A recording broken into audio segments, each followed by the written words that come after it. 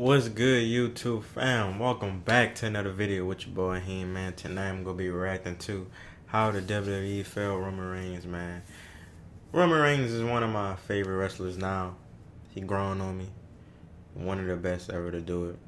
I give him like top 10. Top 10, but this video just came out. I just wanted to check it out for you guys. Let me just stop talking. Let's get to the video. It's 2023 and Roman Reigns has officially reached 1,000 days as Universal Champion. 1,000 days is crazy, bro.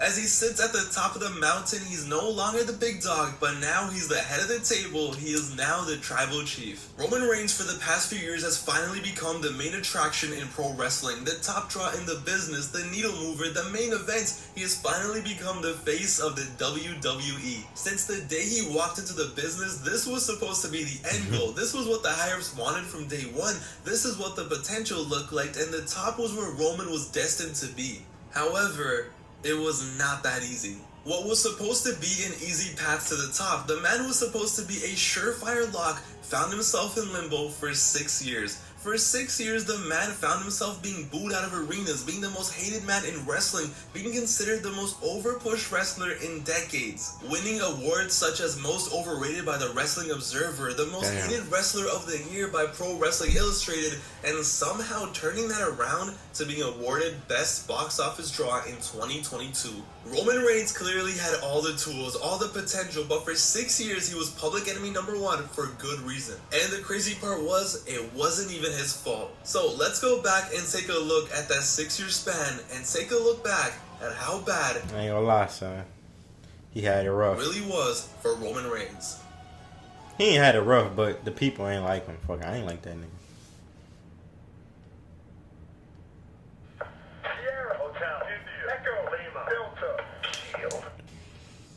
And the story began right after the Shield broke up. It was obvious that the company had 3 main eventers on their hands, 3 single stars who will carry the company into the future, but there was never any doubt that Roman was clearly going to be number one, that Roman was going to be the John Cena for the next generation. The problem was, though, they wanted him to be exactly like John Cena. Like, overnight after the Shield was over, Roman Reigns became a totally different person. Apparently, he had a split personality or something, because out of nowhere, he went from being normal to doing the most extra and annoying facial expressions every time he was in the ring. He went from never talking to having the most cringe dialogue you could imagine every single week. Roman Reigns went from being the silent killer to a PG era kissing babies and hugging fat girls John Cena wannabe real quick. And as a result, by the end of the year, the resentment towards Roman Reigns was in full effect. Just like that, the company was pushing Roman Reigns to the moon, all while completely changing what the fans loved about Roman in the first place. He was going to the top before he or the fans were even ready for it, and they were making the same mistake they made 20 years prior. Basically, the company dieseled Roman Reigns. Diesel in 1994 was awesome. The fans loved him as a quiet, badass bodyguard to Shawn Michaels. Then out of nowhere, Vince makes him the champion, and overnight, Diesel went from being the quiet badass that everyone loved to wearing suits, going on talk shows, cutting promos every single week, having a personality, trying to be funny, and just being the clean-cut face of the company, the nice guy. But the issue was, nobody wanted that, and just when it looked like Diesel was the next big star of the company, he just ended up being average, and business just kept going down and down when Diesel was on top, and he never recovered until he went to WCW, became a heel, and became Kevin Nash. And here in 2014, it seemed like history was repeating itself, and everyone was noticing it. Roman Reigns was getting the corporate makeover. So they wanted him to smile more, they wanted him to make some more jokes and make the crowd laugh, and Roman Reigns, just 6 months after leaving the Shield, was about to win the Royal Rumble. Mind you, he had been injured and Facts, bro. That was so confusing, bro. From September to December. So after just 2 months of being on his own, getting injured and missing months of TV, he was brought back, and just like that, He was going to win the Royal Rumble. What for other stars like Cena, Austin, Rock took years to build, from mid-card titles to legendary feuds before they ever even sniffed the main event, for those stars, they built them up so much that the fans were begging for them to be the top star. But with Roman Reigns, it was so fast and the evolution was so rushed, the change was so drastic that it became the company was begging the fans to treat him like a top star. And of course, that did not work out. The boos just got louder and louder every single week, and this man was still wearing the same Shield outfit, coming out to the same Shield theme. They were trying to bank on any goodwill the Shield aesthetic had. Roman Reigns, to no fault of his own, was being booked as a total disaster, and the rest was just history. When he won the Royal Rumble and the crowd rejected him so bad that even The Rock was confused, it was a surprise to no one, except apparently the company. There was no need to rush him into that position. There was no need to set him up like that. But these idiots just kept digging the grave deeper and deeper. So he wins the Royal Rumble, he gets rejected. What do? They make him look like a total sucker going into the main event of WrestleMania. No one will ever forget the legendary tug of rope to build up the WrestleMania main event. And just like that, the Roman Reigns character became a buffoon. The way he was presented, it was clear that this was a man to not be taken seriously. He was really a meme, which looking back was so tragic. Clearly this man had all the tools. Clearly he had what it took to be the man, but the company absolutely destroyed him, and they definitely set him up for failure. So when he didn't walk out of WrestleMania champion, you bet your ass the fans were happy, and then no matter what the company did, there was nothing that was gonna save him. As awesome as the match was at WrestleMania, realistically, he should have been the one being Rusev and ending the US title reign. Right. He should have been tearing it up in the mid-card, so much so that the fans would get behind him and would eventually want him as a world champion. But instead, they were just making it worse. I have a challenge for all of you. Go to every computer in your house, your mom's, your dad's, your sister, your brother's computer, and install. As 2015 was coming to an end, they would have him win the title and get screwed so they could get some sympathy for him. Plot twist, there was no sympathy to be found. They were down so bad, they even brought back a 70-year-old Vince McMahon to beef him, to try to recreate some Stone Cold magic like it's 1998 or something, just so maybe the crowd would get behind him.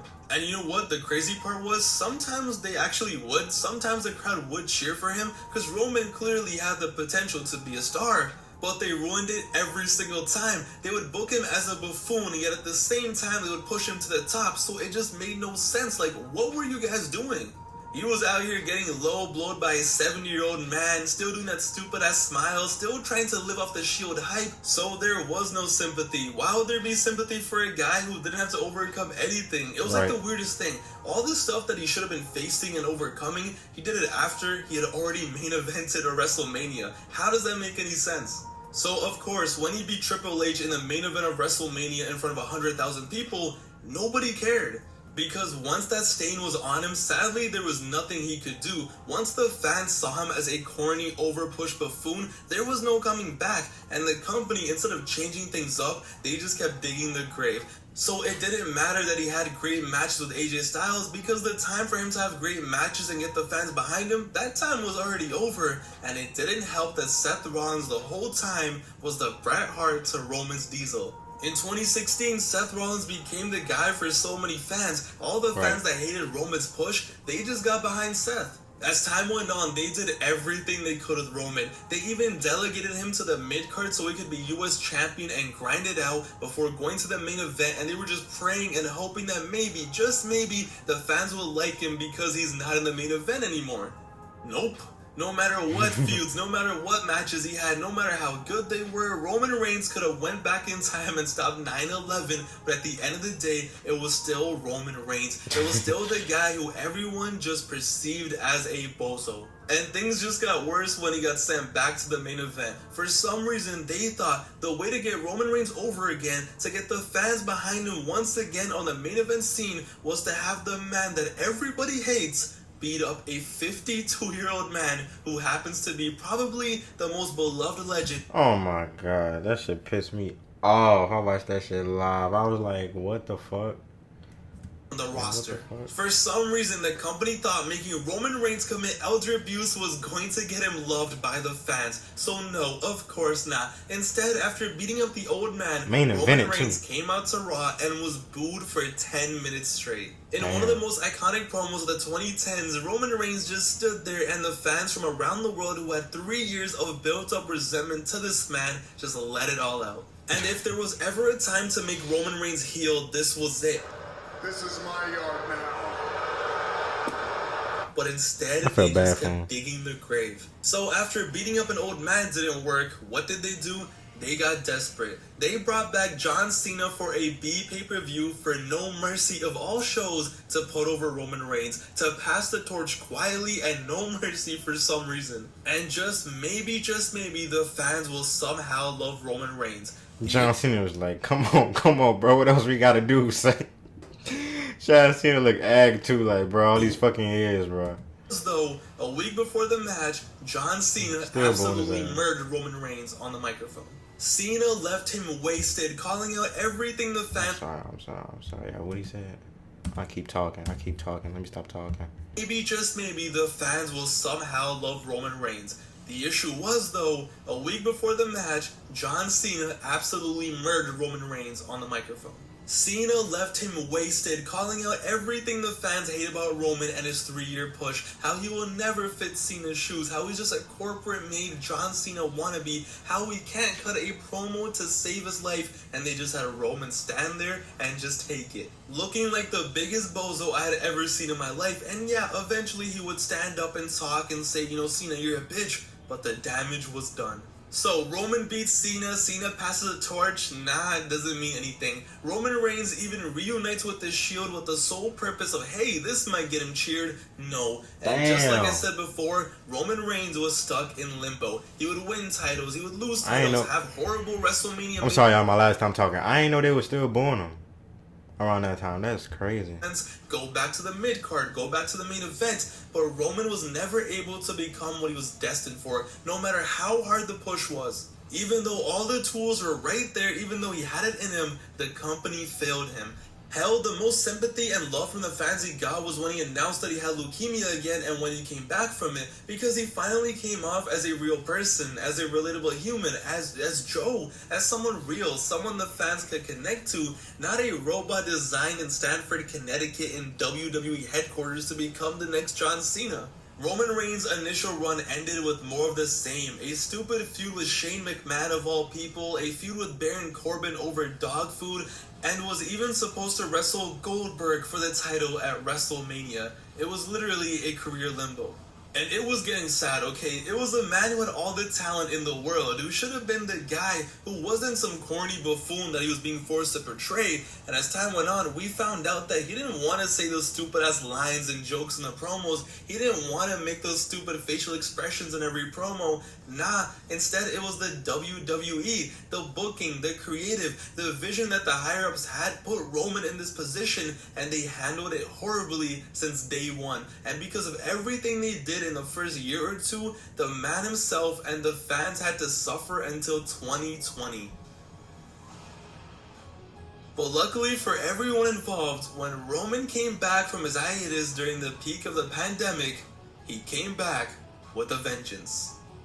He came back, and he came back on his terms. He wanted to do things his way, to become a heel, to work with Paul Heyman. No more creative telling him how to act, what facial expressions to do, this and that. It was about him, it was Paul Heyman, and all the corniness, all the years of him being presented as a clown, those days were over. And he went from being the top dog to the tribal chief, and the rest was history. So, how bad was the Roman Reigns run from 2014 until 2020? It was bad. What was supposed to be the prime of his career was 6 years that Roman, that the company and the fans like to pretend, never happened. The fans got 6 years of being force-fed a corny version of Roman Reigns. Roman Reigns got rejected and booed out of arenas for 6 years. And there was no reason for any of that to happen. But the company just kept digging the grave. Roman Reigns has been so elite for the past few years that we almost kind of forgot how bad the first 6 years was. And even though it wasn't his fault, it's definitely something important to remember. The WWE missed out on so much magic for those 6 years, and they almost butchered the career of an all-time great. But luckily for them and everyone involved, it all worked out. And those 6 years are why the past 3 years have been so good for Roman Reigns. It's why the new attitude and the gimmick have hit so hard, because of how bad those years were. But that doesn't change the fact, and it shouldn't be forgotten, just how dirty the WWE did Roman Reigns from 2014 until 2020. It is honestly a miracle that it all worked out how it did. Facts. Facts. I forgot all that shit happened, bro, because Roman Reigns been going crazy, son. Like, he been so good for the past 3 years that I forgot all about the corny shit he was even doing. And I didn't even know they were still booing him in like 2018, 2019. But I'm glad he changed it up himself, because he switched that shit quick. I ain't gonna cap.